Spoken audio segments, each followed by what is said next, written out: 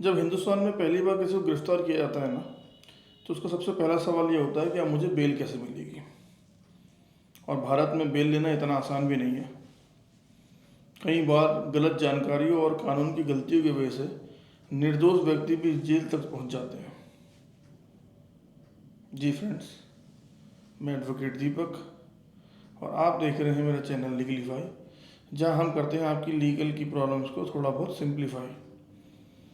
आज हम जानेंगे कि हिंदुस्तान में बेल क्या होती है, कितने प्रकार की होती है और कैसे कानूनी तरीके से आप या आपका व्यक्ति बेल ले सकता है।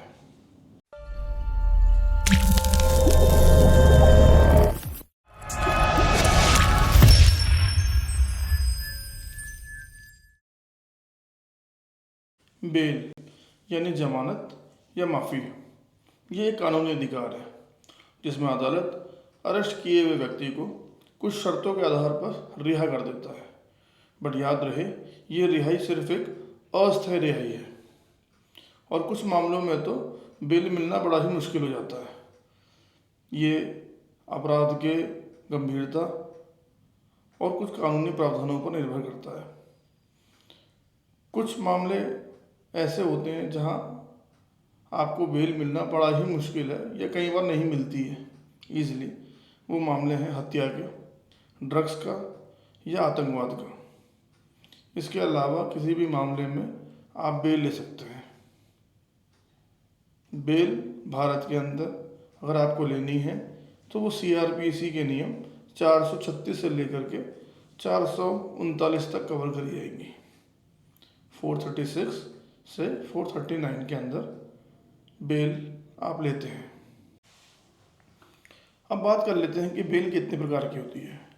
तो दोस्तों, यहाँ बेल 3 प्रकार की है, जिसके अंदर पहली बेल तो है आपकी रेगुलर बेल, जिसके अंदर पुलिस द्वारा गिरफ्तार किए गए व्यक्ति को 24 घंटे के अंदर मजिस्ट्रेट के सामने पेश किया जाता है और वहाँ वो अपनी रेगुलर बेल के लिए आवेदन कर सकता है, जो बहुत ईजी है।